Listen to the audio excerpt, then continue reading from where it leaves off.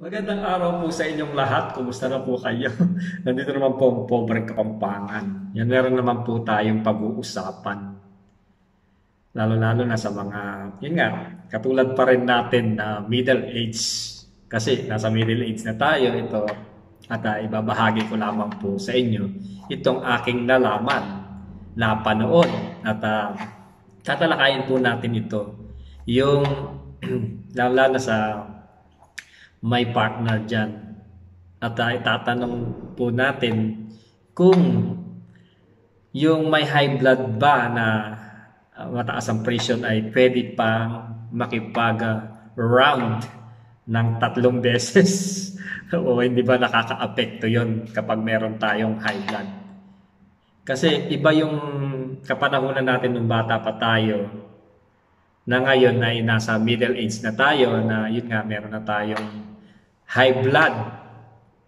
'Di ba? So, yun po yung tatalakayin natin ngayon. Napanood ko po ito, nalaman ko at ibabahagi ko rin po sa inyo para alam ninyo kung ano yung uh, gagawin ninyo o iiwasan ninyo kapag meron kayong high blood.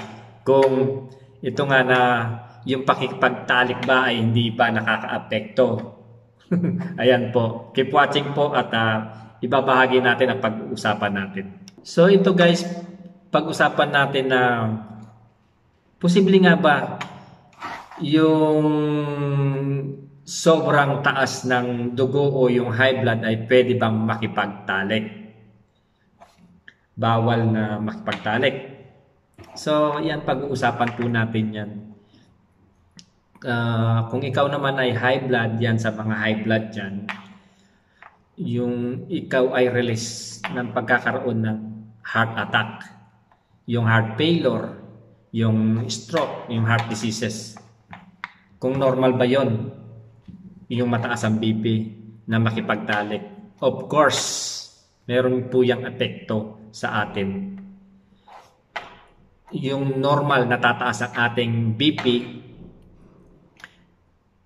yung respiratory natin, yung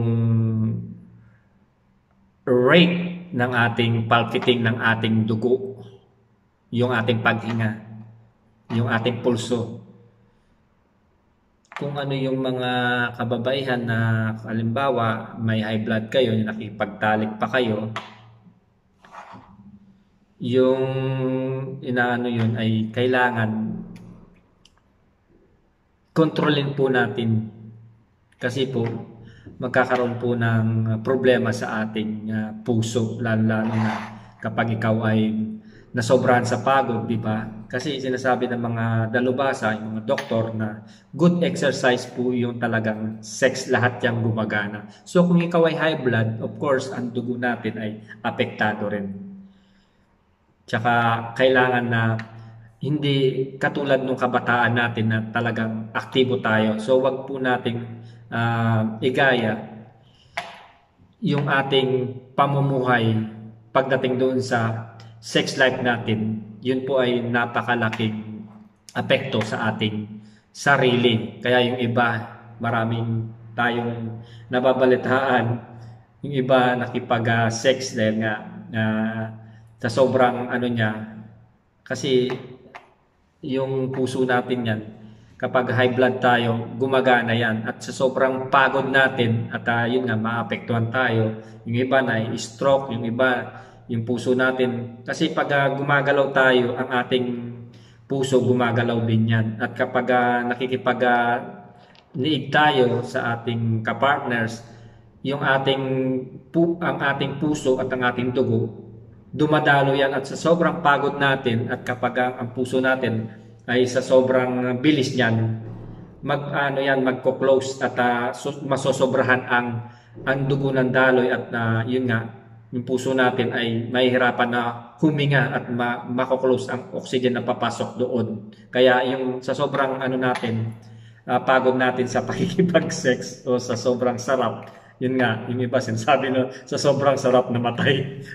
Ingat po kayo sa pakikipag-sex lalo na kapag ikaw ay may high blood at kailangan normal ang iyong BP bago ka gawin yan. Kung Okay na siguro yung one times lang. Yung iba nasosobrahan kaya yun ano din at yung iba inaatake. Kaya ingat-ingat po yan. Kaya napag-usapan po natin yan at binahagi po sa inyo. Yung cause po ng sa high blood. Kaya ang high blood na yan kailangan ano natin ang sarili natin, ingatan natin lalo na sa edad natin na ganito. Napapabilang na po tayo sa mga sakit na yan, kaya iwas-iwas po. Hindi po magiging masaya ang ating buhay kung wala yung sinasabi nilang sex life, di ba? Kaya ang pagkain po na matataba, iwasan po natin yan. At ang buhay natin na yung living nating lifestyle ay baguhin natin. Ang pagkain natin ng matataba ay bawas-bawasan. Kumain po tayo ng mga green leafy vegetable, mga more fruits, fish, at huwag po tayong kumain ng mga matatabang mga pagkain. Kumain po tayo ng mga kagaya ng yun nga, yung green leafy vegetable, mga fruits, mga fish, na yung mga fish na matataba na mayaman sa protina, kagaya ng salmon, yung mga sardines, yan maganda po good for the heart, di ba? Kaya yan guys na nakaka-apekto sa atin yan yung mga respiratory rate, yung mga BP rate natin, yung mga pulse rate, di ba? And then pulse rate, yung mga tao na mga kababayan o kalalakihan. So yun gradually nag-i-increase po yan. Pero kapag natapos ng orgasm, ibig sabihin natumbok niya na yung karurukan. So, mean to say na kapag natapos na, it gradually decreases. Babalik na ito sa normal. Nagno-normalize na ang lahat. Yung BP, yung RR, yung paghinga, yung pulse rate nyo, babalik na yun. So, yung iba tinatanong pa nila, guys, na pwede ba makipagtalik yung mga high blood na kalalakihan, kababayan? It depends sa inyong mga doktor, sa inyong mga physician. Kasi may mga bagay na talaga, for example, ikaw ay high blood, ikaw ay may sakit sa puso, some of you other, yung iba kasi ay nirekomendahan ng mga gamot, yung kagaya ng pampatigas. Kung may sakit ka sa puso, tapos nagka-apekto yun, anong mangyayari sa'yo? Kaya napaka ano po talaga yun na daming epekto lalo kapag may BP tayo. Siyempre, kapag nagpatingin kayo, kailangan magpa-advise kayo at kaya recommended ng doktor ng paggamit ng isang mga gamot o mga products or even yung paggawa ng sexual activity. Some people naman, kahit na may high blood, they are doing the sexual contact. So wala naman nangyari sa kanila kahit na sila high blood.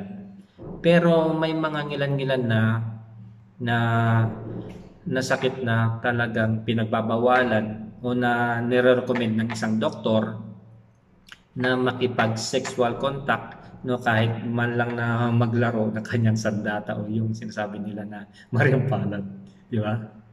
For example na lang na tinatawag na brain yung aneurysm. Sa brain aneurysm, guys, yan na nalaman ko rin to at yung papaliwanag ko po sa inyo. Yung pag-i-increase ng yung blood. For halimbawa, kapag may brain aneurysm kayo, yung isang tao, and then nagpe-perform kayo ng self na yung pagmamariang palad. So, ibig sabihin, habang nararamdaman niya yun, posibleng mag-increase ang kanyang BP. Yung increase ng kanyang BP ng isang tao na yun na posibleng mamaga ang kanyang litid sa kanyang utak. Kapag namaga yun, ang litid sa kanyang utak, pwede itong pumutok. Magkaroon ng stroke ng isang tao. So, ibig sabihin na hindi lahat na recommend na makipag-sexual intercourse kapag mayroon kang high blood. Pero kailangan i-advise ng inyong physician. Some of you also yung gagawin ninyo na sexual contact, and some of them na hindi pwede. So, isa pa guys yung pagtigas o yung arousal. Dito, yung pag-increase ng inyong BP, ng heart rate o yung respiratory rate ay hindi lamang sa paraan ng sexual activity. Even sa pag mamaryang palad, di ba? Talagang tataas ang inyong BP, ang inyong heart rate, ang inyong respiratory rate. So, sa apat na phases na yung guys, yung arousal na tinatawag na excitement o yung pronto o yung orgasm at saka yung resolution.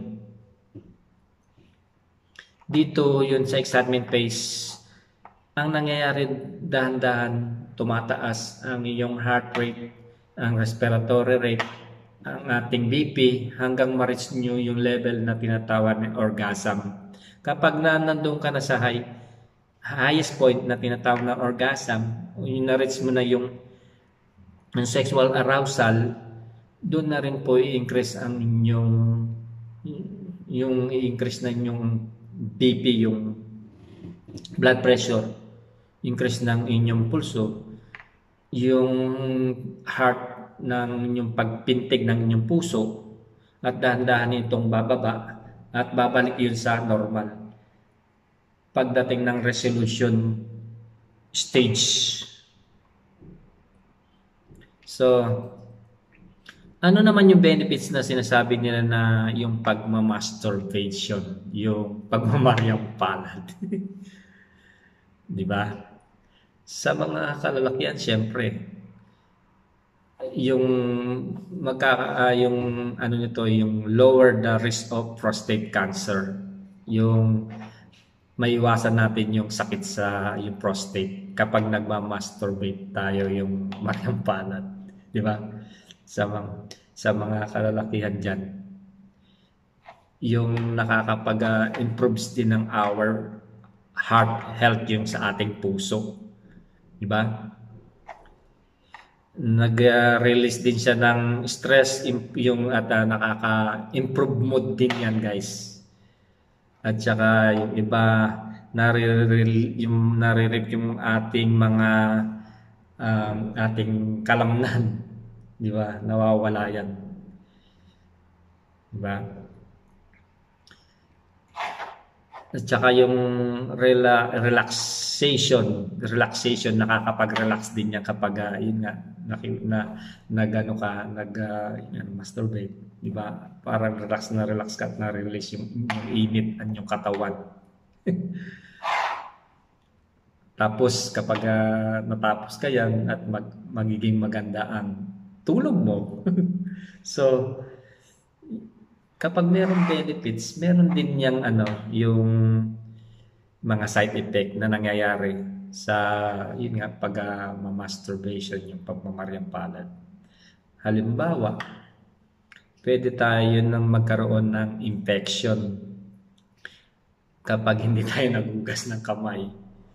It will transfer the bacteria from your partner, yung area na kinakalkal natin, di ba? Kasi hindi tayo nagugas ng kamay, tapos kinakalkal natin yun, kasi isa pa rin nakaka-infection yun. Yung kagaya nung isa pa rin yun, yung sobrang addiction, di ba? Yung isa pa yung death grip syndrome na sinasabi nila. So, yan yung mga epekto guys. So, sana meron naman kayong natutunan dito sa ibinahagi ko po sa inyo kung ano yung mga causes na yung mga nakaka-apekto kagaya sa mga high blood, at kung ano yung nakakatulong na nakagagawin natin lalo sa parte natin sa organ. Kasi ginawa tayo ng Diyos na kumpleto tayo, may mata tayo, may ilong, may bunganga, may tenga, may utak, at sa parte natin sa paimbababa, ay kailangan ingatan po natin yan para maging masaya ang buhay natin, lalo na sa sex life natin. Ayan po, ayan, maraming pong salamat sa inyong panonood at sana nasiyahan po kayo ulit dito sa Binlogs ko. At ito po, tinapik ko lamang po, lalo sa mga high blood dyan, yan, nalaman ninyo kung ano yung dapat ninyong gawin at kung ano ang dapat na hindi gawin para sa inyo. Kasi po, talaga pong ang iba ay iba ay kinamamatay yan, lalo na sa sobra sa sex. At kung hindi nyo kaya ng inyong puso o yung inyong presyon, minsan nadadala yan sa atake. So yan, iingat po kayo sa mga ginagawa ninyo. Maraming pong salamat sa inyong panonood uli. Pobreng Kapampangan. At huwag niyong kalilimutan subscribe sa aking YouTube channel. Pobreng Kapampangan, and click the bell button notification para updated po kayo lahat sa mga video na ina-upload natin araw-araw. God bless po. Enjoy watching.